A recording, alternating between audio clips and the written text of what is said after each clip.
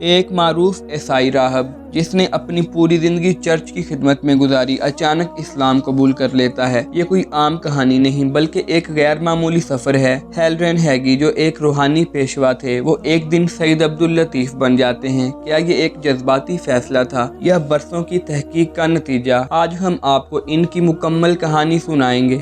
ہیلرن ہیگی 1970 کی دہائی میں امریکہ میں پیدا ہوئے۔ ان کا تعلق ایک عیسائی خاندان سے تھا اور ان کی پرورش ایک مذہبی ماحول میں ہوئی۔ شروع ہی سے وہ روحانی معاملات میں دلچسپی رکھتے تھے۔ جب عام بچے کھیل کود میں مصروف ہوتے وہ چرچ جاتے، بائبل کا مطالعہ کرتے اور خدا کی تلاش میں رہتے۔ ان کا جھکاؤ خاص طور پر آرتھوڈکس اور کیتھولک عیسائیت کی طرف تھا۔ وہ ایک مشہور مذہبی راہب بنے اور اپنی زندگی کلیسا کی خدمت میں وقف کر دی۔ وہ تبلیغ کرتے، لوگوں کی روحانی رہنمائی کرتے اور چرچ میں بڑے عہدوں پر فائز رہے۔ ہر انسان کے ذہن میں کبھی نہ کبھی سوال آتا ہے، کیا میں سچائی پر ہوں؟ کیا جو میں مان رہا ہوں وہ حقیقت ہے؟ ہیلرن ہیگی بھی انہی سوالات میں الجھے ہوئے تھے۔ وہ ایک گہرے تحقیقی مزاج کے حامل شخص تھے۔ یہی وجہ تھی کہ انہوں نے صرف عیسائیت تک خود کو محدود نہیں رکھا بلکہ دیگر مذاہب کو بھی پڑھا۔ انہوں نے یہودیت، بدھ مت اور مشرقی روحانی تعلیمات کا بھی مطالعہ کیا، لیکن کوئی بھی مکمل طور پر ان کے دل کو مطمئن نہ کر سکا۔ یہ وہ وقت تھا جب انہوں نے اسلام پر تحقیق شروع کی۔ ابتدا میں وہ اسلام کے مخالف تھے لیکن وہ اس مذہب کو زیادہ گہرائی سے نہیں سمجھتے تھے۔ ان کے لیے یہ ایک نیا اور اجنبی راستہ تھا۔ پہلی بار جب انہوں نے اسلام پر سنجیدگی سے غور کیا تو انہیں حیرانی ہوئی کہ یہ مذہب کتنا منطقی اور سادہ ہے۔ سب سے زیادہ انہیں توحید کا تصور متاثر کرتا تھا کہ اللہ تعالیٰ ایک ہے اور اس کا کوئی شریک نہیں۔ انہوں نے اسلامی تاریخ پڑھی، نبی کریم صلی اللہ علیہ وآلہ وسلم کی سیرت کو جانچا اور سب سے زیادہ وہ اس بات سے متاثر ہوئے کہ اسلام صرف ایک عقیدہ نہیں بلکہ مکمل طرز زندگی ہے۔ لیکن سوال یہ تھا، کیا یہ واقعی اسلام کو اپنا سکتے ہیں؟ کیا وہ واقعی پوری زندگی کے عقائد کو چھوڑ سکتے ہیں؟ یہ کشمکش کئی سالوں تک جاری رہی لیکن اندرونی طور پر وہ جان چکے تھے کہ ان کا دل کس طرف کھنچ رہا ہے۔ اور آخرکار 2023 میں ہیلرن ہیگی نے ایک بڑا فیصلہ کیا۔ انہوں نے اعلان کیا کہ وہ اسلام قبول کر رہے ہیں اور اپنا نیا نام سید عبداللہ رکھا۔ انہوں نے کہا کہ یہ کوئی نئی تبدیلی نہیں بلکہ گھر واپسی ہے۔ جیسے میں ہمیشہ سے اسی راہ پر تھا لیکن اب واضح طور پر میں دیکھ سکتا ہوں۔ یہ اعلان کسی دھماکے سے کم نہیں تھا۔ ان کے عیسائی پیروکار حیران رہ گئے، کچھ نے ناراضگی ظاہر کی اور کچھ نے سوالات اٹھائے، لیکن سید عبداللطیف کے لیے یہ زندگی کا سب سے خوشکن فیصلہ تھا۔ اسلام قبول کرنے کے بعد مسلم کمیونٹی نے انہیں خوش آمدید کہا۔ کئی علماء اور دینی شخصیات نے ان کے فیصلے کو سراہا۔ انہوں نے خود کہا، میں نے جتنی محبت، عزت اور مہمان نوازی مسلم برادری سے دیکھی وہ کسی اور جگہ سے نہیں ملی۔ لیکن ہر کہانی میں مشکلات بھی آتی ہیں۔ کچھ لوگوں نے ان کے اسلام قبول کرنے کو شک کی نظر سے دیکھا۔ عیسائی حلقوں میں شدید رد عمل آیا اور انہیں کئی چیلنجز کا سامنا کرنا پڑا، لیکن سید عبداللطیف اپنے ایمان پر مضبوطی سے قائم رہے۔ یہ کہانی ہمیں کیا سکھاتی ہے؟ یہ کہانی سکھاتی ہے کہ سچ کی تلاش آسان نہیں ہوتی۔ لوگ سالوں تک بھٹکتے رہتے ہیں، سوالات کرتے ہیں اور کبھی کبھی جوابات پانے میں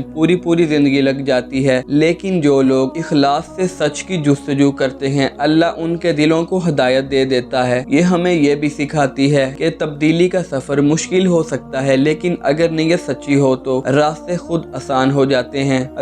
نئے مسلمان ہونے والوں کے لیے اصل آزمائش کہاں ہوتی ہے؟ کیا آپ نے کبھی سوچا ہے کہ ایک شخص جو اپنی پوری زندگی کسی اور مذہب پر گزار چکا ہو وہ اچانک اسلام قبول کر لے تو اس کے ساتھ کیا ہوتا ہے؟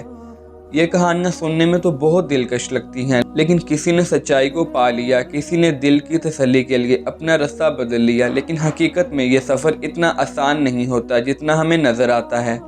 جب کوئی اسلام قبول کرتا ہے تو سب سے پہلی مشکل یہ آتی ہے کہ اس کا اپنا ہی ماحول اسے پہچاننے سے انکار کر دیتا ہے۔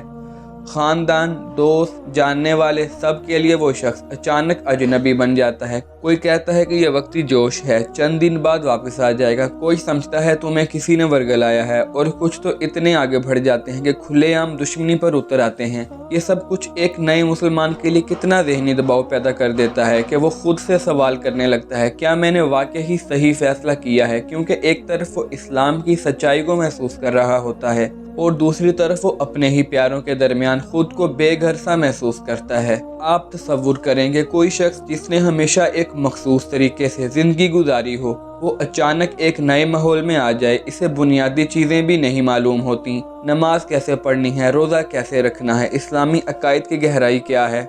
यहाँ पर मुस्लिम कम्युनिटी का किरदार बहुत अहम हो जाता है। अफसोस की बात यह है कि बहुत से नए मुसलमान जो हमारे करीब आते हैं तो हम उनसे इस तरह पेश आते हैं जैसे वो पहले ही सब कुछ जानते हों।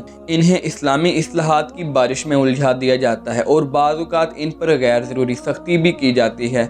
यहाँ हमें सोचने की ज़रूरत है, क्या नबी करीम सल्लल्लाहु अलैहि वसल्लम के ज़माने में नए मुसलमानों के साथ ऐसा बर्ताव किया जाता था? नहीं, बल्कि इनके लिए आसानियां पैदा की जाती थीं, इनकी हिम्मत बंधाई जाती थी और इनके सवालात को मोहब्बत से सुना जाता था। एक और हैरान कुन बात यह है कि मुआशरा इन नए मुसलमानों को या तो गैर मामूली हमदर्दी की नज़र से देखता है या फिर इन पर शक करता है। कुछ लोग इन्हें हीरो बना देते हैं जैसे इन्होंने कोई अजीम जंग जीत ली हो, और कुछ इन्हें इस नज़रिए से देखते हैं जैसे वो किसी खुफिया एजेंडे के तहत आए हों। ये रवैया भी नए मुसलमानों के लिए मुश्किलात खड़ी कर देता है। वो आम जिंदगी गुजारना चाहते हैं, लेकिन हर कोई इनके माजी को सामने रखकर इन्हें जांचता है कि अगर वो किसी गलती से कुरान की कोई आयत गलत पढ़ दें तो फौरन कह दिया जाता है तुम अब भी जाहिल हो, और अगर वो किसी इस्लामी हुक्म पर फौरी अमल नहीं करते तो उन्हें तनकीद का निशाना बनाया जाता है। असल मदद क्या हो सकती है? हमें समझना होगा कि नए मुसलमानों के लिए सबसे बड़ी ज़रूरत रहनुमाई, मोहब्बत, सब्र की है। वो एक नाजुक दौर से गुजर रहे होते हैं जहां उनके लिए छोटी छोटी चीज़ें भी बड़ी आजमाइश बन सकती हैं। अगर कोई इस्लाम कबूल करता है तो बजाय इसके कि हम उसे सवालात के जाल में उलझाएं, हमें इसे वक्त देना चाहिए। अगर वो किसी मामले में कमज़ोरी महसूस करता है तो हमें इस पर तनकीद करने की बजाय इसकी हिम्मत बढ़ानी चाहिए, और सबसे बढ़कर हमें इन्हें इस बात का एहसास दिलाना चाहिए कि वो अकेले नहीं हैं।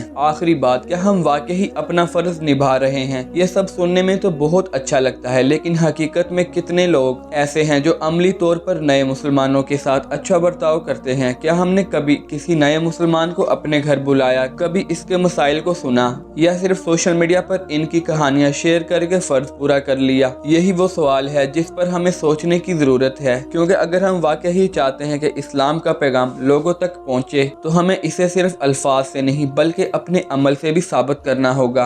अगर आपको ये कहानी दिलचस्प लगी हो तो हमारी वीडियो को लाइक करें, अपनी राय कमेंट्स में ज़रूर दें, और मज़ीद मालूमाती कहानियों के लिए हमारे चैनल को सब्सक्राइब करें। अगली वीडियो तक के लिए अल्लाह हाफिज़।